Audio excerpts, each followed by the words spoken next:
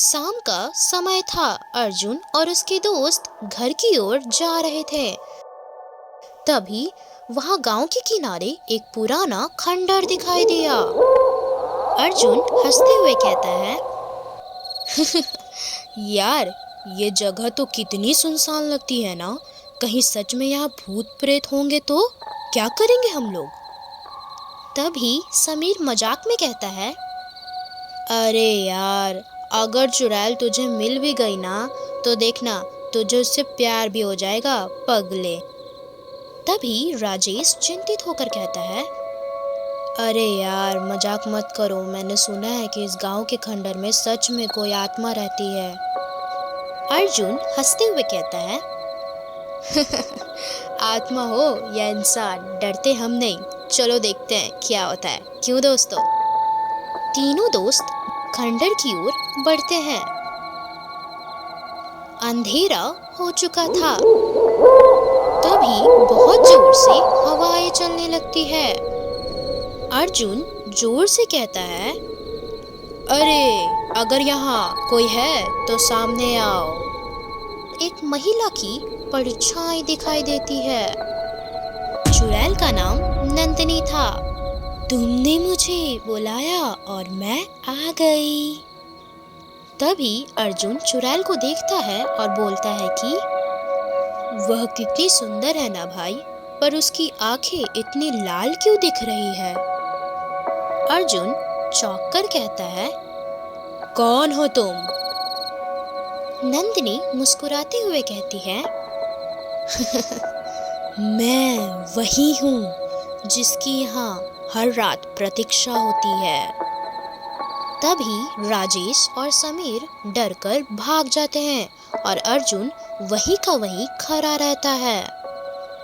अर्जुन हिम्मत को जुटाते हुए कहता है, अगर तुम भूत हो तो मुझे डराने की कोशिश बिल्कुल भी मत करना।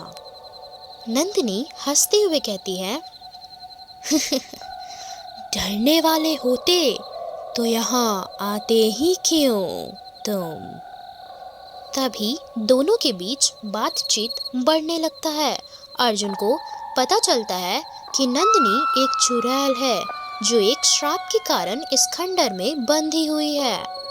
और फिर उसके बाद अगले कुछ दिनों के बाद अर्जुन हर रात खंडर में जाने लगता है। नंदिनी अर्जुन से कहती है, तुम अजीब इंसान हो। सब मुझसे डरते हैं, लेकिन तुम तो मेरे पास आते हो। क्या तुम्हें मुझसे डर नहीं लगता। अर्जुन मुस्कुराते हुए कहता है, शायद मैं तुम में डर नहीं, दर्द देखता हूँ। और फिर धीरे धीरे अर्जुन को नंदिनी से प्यार हो जाता है, लेकिन वह समझता है कि नंदिनी इस दुनिया की नहीं है। अगले सुबह अर्जुन गांव के बूढ़े पंडित से मिलता है। पंडित जी कहते हैं, बेटा, वह आत्मा शापित है। तुम उससे दूर ही रहोगे तो अच्छा रहेगा। अर्जुन गंभीरता से बोलता है, लेकिन पंडित जी, मैं उसे तो मुक्त करवाना चाहता हूँ। तभी पंडित जी सोचते हुए कहते हैं, इसके लिए तुम्हें शाप की कहानी जाननी होगी। पंडित अर्जुन को बताते हैं कि नंदिनी 200 साल पहले गांव की एक लड़की थी। एक जमींदार ने उसे धोखा दे दिया था और उसकी आत्मा खंडर में ही कैद हो गई थी।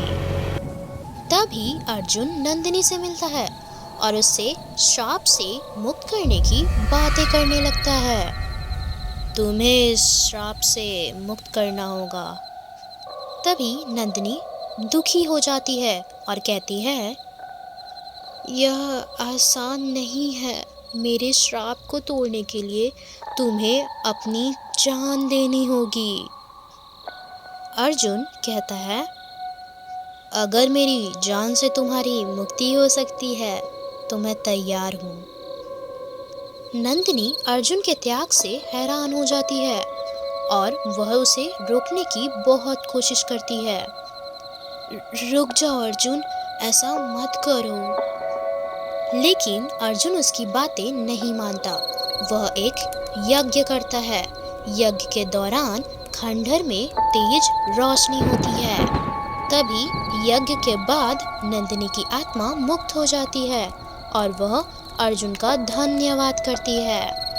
कहती है कि तुमने मेरे लिए सब कुछ कर दिया और यहाँ तक कि जान तक लगा दी।